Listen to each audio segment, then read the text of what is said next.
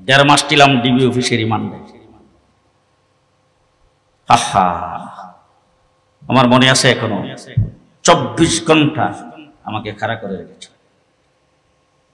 সকাল 9টার থেকে দাঁড়াইছি ফজরের আগ পর্যন্ত, রমজান শরীফের মাস।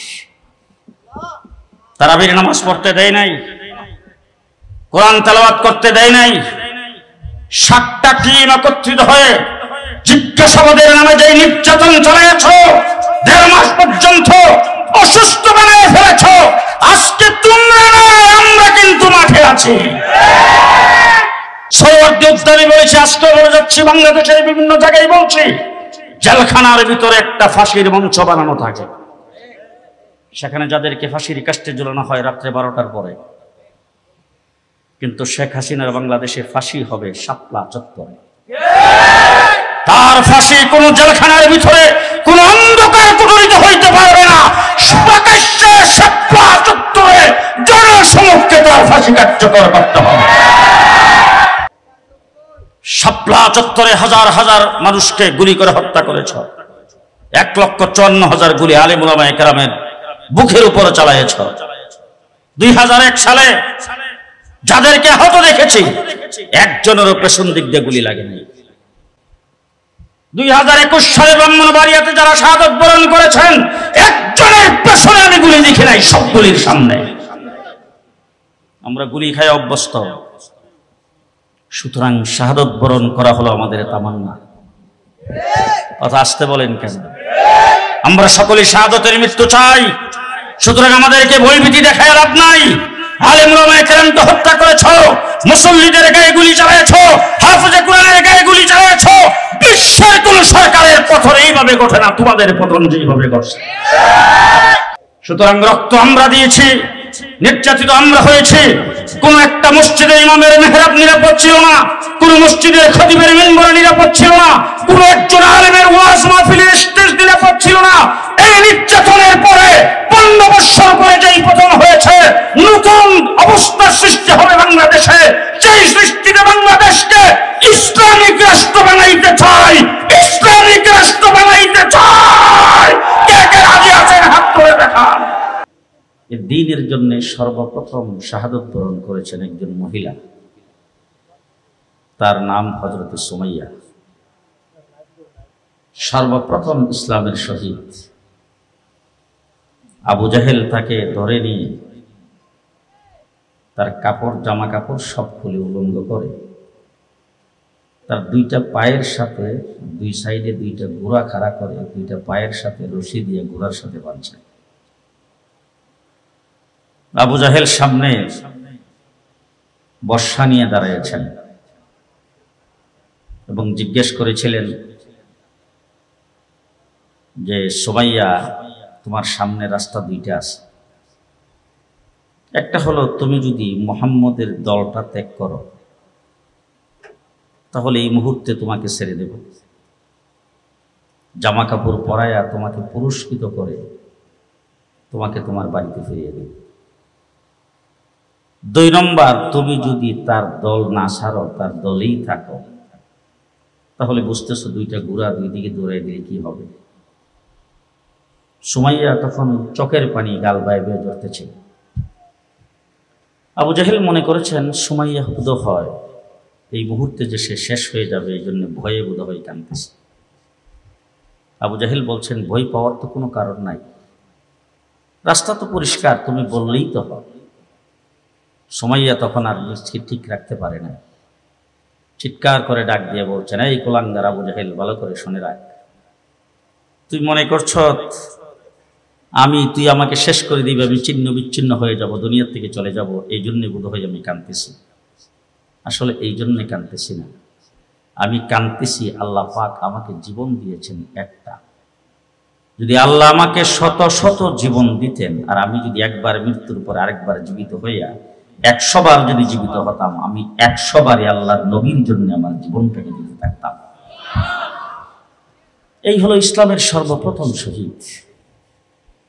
আপনারা জানেন, সৈয়দুস শুহাদা হযরত আমির হামজা উহুদের লড়াইয়ে তার লাশটাকে টুকরা টুকরা করে, কলিজাকে ভিতর থেকে বের করে চাবানো হয়েছে। মুহাম্মদুর রাসূলুল্লাহ সাল্লাল্লাহু আলাইহি ওয়াসাল্লাম বলেছেন, শাহাদতের মৃত্যু হলো এই পারে বাংলাদেশ, ওই পারে জান্নাত। বুঝেনি নাই? শাহাদতের মৃত্যু এই পারে বাংলাদেশ, ওই পারে জান্নাত। আমার বাংলাদেশের বড় বড় বুজুর্গানে দিন ইন্তেকাল করেছেন, আমরা তাদের দারাজাত বুলন্দ হওয়ার জন্য দোয়া করি। ওলামায়ে কেরাম এখানে আছে, জিজ্ঞেস করে দেখেন কোন বুজুর্গ ইন্তেকাল করার পরে জান্নাতে গিয়েছেন? কেউ বলতে পারবে না। কবরের আযাব যদি তার মাফ হয়ে থাকে, আল্লাহ যদি তাকে মাফ করে দেন, কবরে জান্নাতের সুযোগ সুবিধা পাবে। কিন্তু ডাইরেক্ট জান্নাতে মৃত্যুর পরে একমাত্র শহীদ ছাড়া কেউ যাইতে পারবে না। রাসূল বলেছেন, মৃত্যুর সাথে সাথে জান্নাত। আল্লাহ পাক শহীদদেরকে তার হাতগুলিকে পাখা বানায় দেবে, সেই উড়ন্ত পাখির মতো জান্নাতে উঠতে থাকবে। সেই শাহাদাত বরণ ইসলামের ইতিহাসে সারা জীবন শহীদ হয়েছেন। আমরা শুধু কারবালার শহীদকে স্মরণ করি। আর কারবালাতে হযরতে হুসাইন শাহাদাত বরণ করেছেন, আল্লাহর নবীর নাতি। বালাকুটের ময়দানে সৈয়দ আহমদ বেরলভী শাহ ইসমাইল শহীদ হয়েছেন। হযরতে শাহ ইসমাইল শহীদ রাহমাতুল্লাহি আলাইহি শাহাদাত বরণ করার পূর্বক্ষণে একজন নবীর দুশমন এসে আল্লাহর নবীকে কুৎসিত ভাষায় গালি দিয়েছে। দেওয়ার সাথে সাথে উলামায়ে কেরাম ইতিহাস জানেন, দেওয়ার সাথে সাথে ইসমাইল শহীদ রাহমাতুল্লাহি আলাইহি বলেছেন, আল্লাহর কসম করে বলছি, নবীর দুশমন তোকে হত্যা করার আগে আমি মরব না। আমি জিজ্ঞেস করতে চাই, আপনাদের এখানে উলামায়ে কেরাম অনেকে আছেন, এরকম কথা কেউ বলতে পারবেন? মৃত্যু কার হাতে? মরণ কার হাতে? আল্লাহ যে কোনো মুহূর্তে আপনার মৃত্যুটা, আপনি কি কসম খেয়ে বলতে পারেন যে আমি এই না হইলে মরব না? কিন্তু ইসমাইল শহীদ বলেছেন, খোদার কসম, নবীর দুশমনকে হত্যা করার আগে আমি মরব না। পেছন দিক থেকে নবীর দুশমনের পক্ষের একজন ব্যক্তি এসে হযরত ইসমাইল শহীদের গাড়ির মধ্যে তলোয়ার মারছে, গাড়টা দেহ থেকে আলাদা করে ফেলে দিয়েছেন। আমি জিজ্ঞেস করতে চাই, দেহবিহীন কোন মানুষ চলতে ফিরতে কোনোদিন দেখেছেন? মাথাবিহীন কোন মানুষ? জি, হাত ছাড়া মানুষ আছে, পাও ছাড়া মানুষ আছে, নাক ছাড়াও মানুষ আছে, ফুক ছাড়াও মানুষ আছে, আছে কিনা বলেন? কান ছাড়াও মানুষ আছে, দুই হাত নাই, দুই পাও নাই, শুধুমাত্র দেহটা এমন মানুষ আমি দেখেছি রাস্তার কিনারে টঙ্গীর বিশ্ব ইজতেমায়। কিন্তু মাথাবিহীন কোন মানুষ দেখছেন? শাহ ইসমাইল শহীদ কসম খেয়েছেন, মাথা কেটে পড়ে গেছে, দেহ নিয়ে তার পেছনে দৌড় দিয়েছেন, দেহ নিয়ে দৌড় দিয়ে 200 গজ দৌড়ে যাইয়া তার দেহের উপরে বল্লম দিয়ে তাকে হত্যা করে তারপরে তার লাশ পড়ছে। এই হলো শহীদের ইতিহাস। এই ভারত উপমহাদেশে একজন ব্যক্তি রামপাল একটা বই লিখেছেন, বইটার নাম হলো রঙ্গিলা রাসূল। মুহাম্মদুর রাসূলুল্লাহ সাল্লাল্লাহু আলাইহি ওয়াসাল্লামের উম্মাহাতুল মুমিনিন আম্মা জান আয়েশা সিদ্দিকা, হযরতে খাদিজাতুল কুবরা, ওনাদের সম্পর্কে কুৎসা রটনা করে তারপরে সেই বইয়ের মধ্যে কটূক্তিমূলক শব্দ দিয়ে বই লিখেছেন। সে বই লেখার পরে একজন বুজুর্গ ব্যক্তি সংবাদ পাওয়ার পরে তিনি উলামায়ে কেরামের মিটিং আহ্বান করেছেন। সেই মিটিংয়ের মধ্যে তিনি বলেছেন, উলামায়ে কেরাম, আমি বৃদ্ধ হয়ে গেছি, জয়ীফ হয়ে গেছি, আমার গায়ে এখন শক্তি নাই, কিন্তু আল্লাহ রাসূল সাল্লাল্লাহু আলাইহি ওয়াসাল্লাম এবং উম্মাহাতুল মুমিনিনদেরকে আমি রাত্রের বেলা স্বপ্ন দেখেছি, তারা বলছেন তোমাদের মতো সন্তান পৃথিবীতে জীবিত থাকতে আমাদের সম্পর্কে কুৎসা রটনা করবে। আমি সেই কথাটা শুধু আপনাদেরকে জানিয়ে দেওয়ার জন্য আজকের এই মিটিং আহ্বান করেছি। মিটিংয়ের মধ্যে পরামর্শ হচ্ছে কিভাবে প্রতিবাদ করা যায়, কিভাবে তার প্রটেস্ট করা যায়, কিভাবে কি করবেন। এমন সময় ছোট্ট যুবক 18 বছর বয়স সেই মিটিংয়ের কোনার মধ্যে বসা ছিল। নামটা সম্ভবত তার আলিমউদ্দিন। সেখানে বসে, সে মিটিংয়ের কোনো সদস্য না, কারণ সে তো ছোট মানুষ। ওই মিটিং থেকে উঠে চলে গেছেন, যাইয়া একটা ছুরি হাতি নিয়ে এটাকে দাঁড় দিতেছে। তার মা এসে জিজ্ঞেস করেছেন, ও বাবা, এখন তো কুরবানির মৌসুম না, তুমি ছুরি দাঁড় দিতেছো, কারণটা কি? তার মাকে বলতেছেন, মা, আপনি হলেন আমার পেটে রাখা মা, আপনি আমার জন্মদাত্রী মা, সুতরাং আমাদের মা আরেক মা আছে, সেই মা হলো নবীদের স্ত্রী, সকল মুমিনের মা। রুহানি মা, সেই আয়েশা সিদ্দিকা রাদিয়াল্লাহু তাআলা আনহা, হযরত খাদিজাতুল কুবরা রাদিয়াল্লাহু তাআলা আনহা সহ উম্মাহাতুল মুমিনিনদের মানে ইজ্জতের উপরে কালিমা লেপন করে যেই ব্যক্তি বই লিখেছেন, তাকে হত্যা করার আগেই মুখটা তোমাকে আর দেখাবো না। মা সাথে সাথে মাটাও কেমন মা, মা ডাক দিয়ে বলছেন, বাবা ওই নবীর দুশমনকে হত্যা করার আগে আমি আর তোর চেহারা দেখতে চাই না। সাইফুল ইসলামের গ্রামের লোকজন ভালো করে শুনেন, ছুরি হাতি নিয়ে চলে গেছেন, যাইয়া যেই দোকানে বই প্রকাশ করেছেন এই প্রকাশকের দোকানে যাইয়া দাঁড়াইছেন। যিনি বই লিখেছেন রামপাল, সেও ওখানে বসা, যাইয়া কাস্টমারের মতো বই তাকায় দেখতেছেন। সে একটু আগে এসে জিজ্ঞেস করেছেন, কি চাইলেন? বলে, ওই যে বইটা দেখা যায়, এই বইটা কি আপনি লিখছেন? বলে, হ্যাঁ। দেখি তো বইটা একটু দেন তো। বইটা হাতে নিছেন, বেশ বইটা তো দেখতে খুব সুন্দর, খুব সুন্দর বই লিখছেন, আপনি লিখছেন? বলে, হ্যাঁ।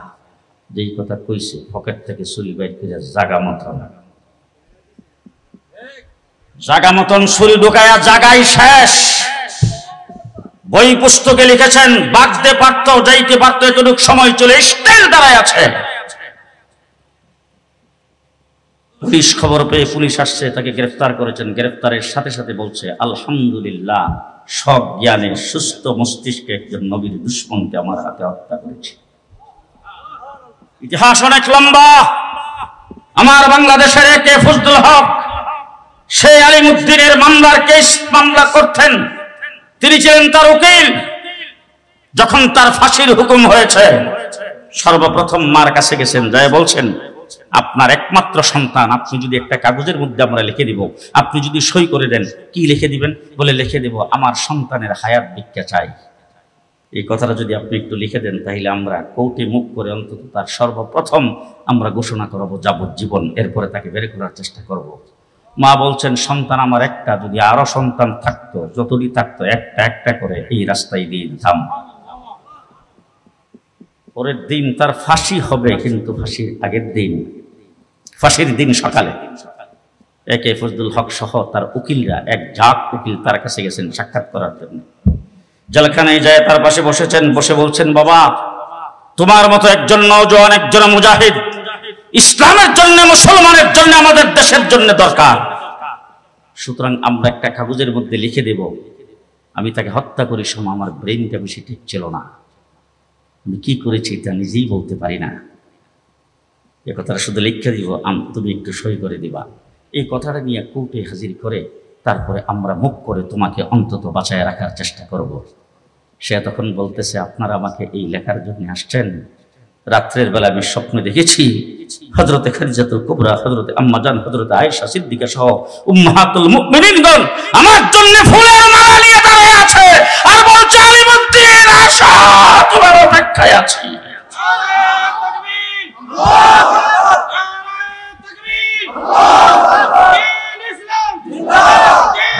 মুসলমান, আমার ব্রাহ্মণবাড়িয়াতে 2001 সালে পাখির মতো গুলি করে হত্যা করেছেন 6 জনকে। মুফতি ফজলুল হক আমিনী রাহমাতুল্লাহ আলাইহির কথা বলেছেন ইয়াকুব উসমানী। আমি আসলে বলতে পারি না, আমি ওনার দলের সেক্রেটারি ছিলাম। আমার মাহফিল ছিল ময়মনসিং। আমি ময়মনসিং থেকে মাহফিল করে আইসা ফজরের পরে 7টা সাড়ে 7টার দিকে বোধ হয়, আমার তখন গাড়ি ভাড়া করা। আমি বাসার সামনে গাড়ি থেকে নাইমা বাসায় ঢুকছি, গাড়ি ছেড়ে দিছি। বিকালবেলা মাহফিল আছে টাঙ্গাইল, ওখানে চলে যাব। যাইয়া দেখি আমার বাসায় টেলিফোন বাজতেছে। ভিতরে ঢুকে টেলিফোন উঠাইলাম। উঠাইবার পরে দেখি আমিনী সাহেব আমাকে, ওনার কথাবার্তা তো ঠাস ঠাস বলতে, জনায়েত তুমি কোথায়? আমি বললাম, হুজুর এই মাহফিল থেকে এই মাত্র এসে বাসায় ঢুকছি, তাড়াতাড়ি লালবাগ আসো। লালবাগে যাওয়ার পথে আমি একটা পত্রিকা কিনলাম। ওই পত্রিকার মধ্যে দেখি 2 বিচারপতি রায় দিয়েছেন, সকল প্রকার ফতোয়া অবৈধ ও দণ্ডনীয় অপরাধ। তখন আমি ভাবতেছি যে আমিনী সাহেব আমাকে তাড়াতাড়ি লালবাগ যাইতে বলছে, কারণ এটাই। আমি লালবাগে বেবি ট্যাক্সি নিয়ে গেছি। বেবি ট্যাক্সিটা গেটের মধ্যে থামাইয়া যখন আমি সিঁড়ি দিয়ে উঠতেছি, আমিনী সাহেব নামে, সালাম দিলাম, হো আসো তুমি ভিতরে যাও, দপ্তরে যাই বসো, যাই দেখো একটা বিবৃতি লিখে দিয়ে আসছি, বিবৃতিটা তাড়াতাড়ি পত্রিকা অফিসে পাঠাও, আর তুমি তাই আমি আসতেছি।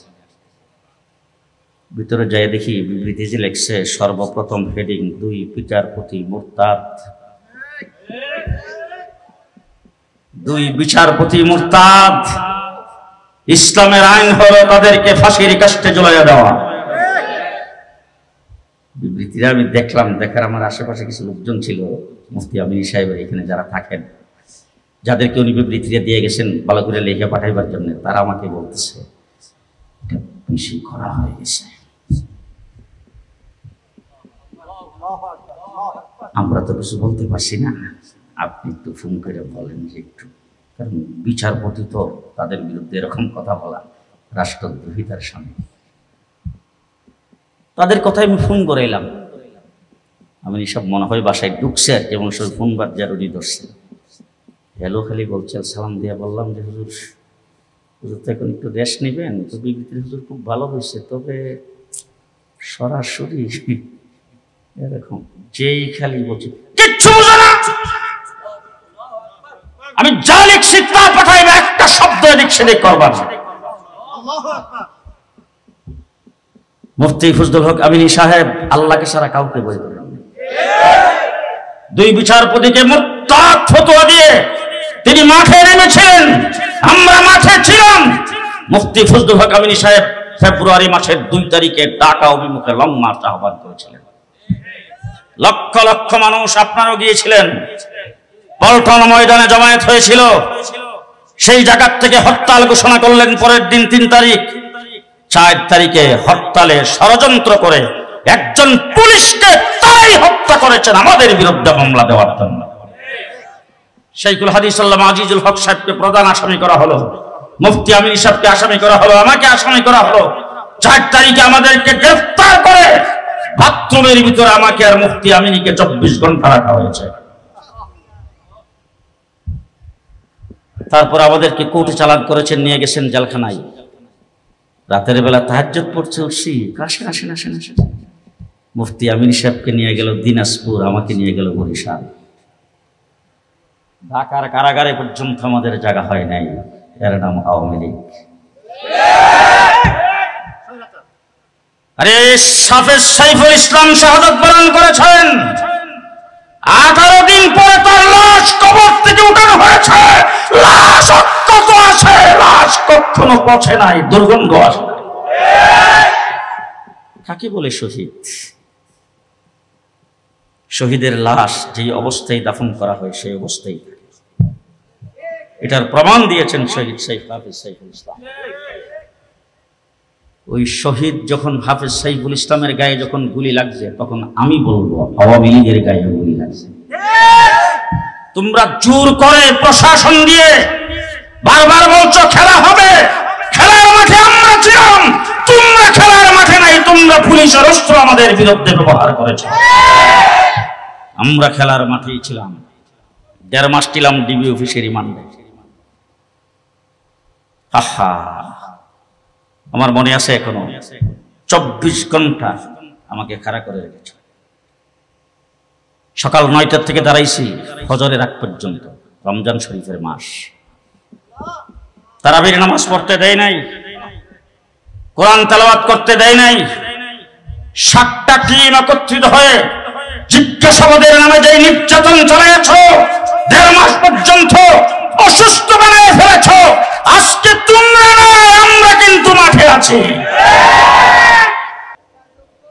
শাপলা চত্বরে হাজার হাজার মানুষকে গুলি করে হত্যা করেছ। 1,54,000 গুলি আলেম উলামায়ে কেরামের বুকের উপরে চালাইছ। 2001 সালে যাদেরকে আহত দেখেছি, একজনেরও পেছন দিক দিয়ে গুলি লাগেনি। 2021 সালে ব্রাহ্মণবাড়িয়াতে যারা শাহাদাত বরণ করেছেন, একজনের পেছনে আমি গুলি দেখি নাই, সব গুলির সামনে। আমরা গুলি খাই অভ্যস্ত, সুতরাং শাহাদাত বরণ করা হলো আমাদের তামান্না। কথা আসতে বলেন কেন? আমরা সকলে শাহাদাতের মৃত্যু চাই, সুতরাং আমাদেরকে ভয়ভীতি দেখায় লাভ নাই। আলেম উলামায়ে কেরামকে হত্যা করেছো, মুসল্লিদের গায়ে গুলি চালাইছো, হাফেজে কোরআনের গায়ে গুলি চালাইছো। বিশ্বের কোন সরকারের পতন এইভাবে ঘটে না, তোমাদের পতন যেভাবে ঘটছে।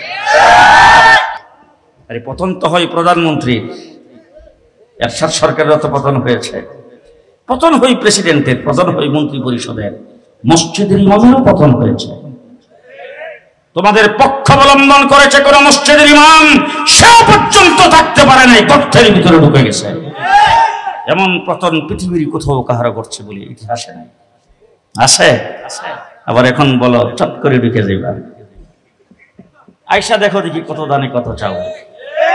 আমরা তো চাই তুমি আসো, তবে আমি সৌহার্দ্য উদ্যানে বলেছি, আজকে বলে যাচ্ছি, বাংলাদেশের বিভিন্ন জায়গায় বলছি, জেলখানার ভিতরে একটা ফাঁসির মঞ্চ বানানো থাকে, সেখানে যাদেরকে ফাঁসির কাস্টে ঝুলানো হয় রাত্রে 12টার পরে।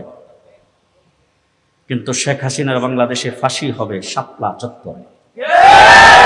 তার ফাঁসি কোন জেলখানার ভিতরে কোন অন্ধকার কুঠরিতে হইতে পারবে না, প্রকাশ্যে শাপলা চত্বরে জনসমক্ষে তার ফাঁসি কার্যকর করতে হবে। আমার বাংলাদেশ 15 বছর পর্যন্ত লড়াই করেছি, শাপলা চত্বরের রক্তের বিনিময়ে সরকারের পতন ঘণ্টা বেজেছে। আল্লাহ পাক সিদ্ধান্ত নিয়েছিলেন আব্রাহা বাদশাকে বাইতুল্লাহ বাংলার থেকে ফিরিয়ে দিবেন, হাতির পাল সহ তাকে ধ্বংস করবেন। আবাবিলকে আল্লাহ পাক ব্যবহার করেছেন। আমরা শাপলা চত্বরে রক্ত দিয়েছি, 2021 সালে ব্রাহ্মণবাড়িয়াবাসী রক্ত দিয়েছেন। আমরা জেলখানার ভিতরে ছিলাম। আল্লাহ সিদ্ধান্ত নিয়েছে এই জগদ্দল পাথরের বিরুদ্ধে আল্লাহ পাক ছাত্র জনতাকে আবাবিল হিসাবে ব্যবহার করবেন। ছাত্র জনতা গতকাল একটা মিটিং ছিল আমার জাতিসংঘের একটা প্রতিনিধিদের সাথে, সেখানে বাংলাদেশের রাজনৈতিক দলগুলোর প্রত্যেক দলের প্রতিনিধি ছিল। সেই জায়গায় আমি অত্যন্ত জোরালোভাবে বলেছি, সবাই কম বেশ নির্যাতিত হয়েছেন, কিন্তু আমরা যে নির্যাতন এক রাত্রে হয়েছি সেই নির্যাতন আপনাদের পুরা 15 বছরে হবে নাই। সুতরাং রক্ত আমরা দিয়েছি, নির্যাতিত আমরা হয়েছি। কোন একটা মসজিদের ইমামের মেহরাব নিরাপদ ছিল না, কোন মসজিদের খতিবের মিম্বর নিরাপদ ছিল না, কোন একজন আলেমের ওয়াজ মাহফিলের স্টেজ নিরাপদ ছিল না। এই নির্যাতনের পরে 15 বছর পরে যেই পতন হয়েছে, নতুন অবস্থার সৃষ্টি হবে বাংলাদেশে।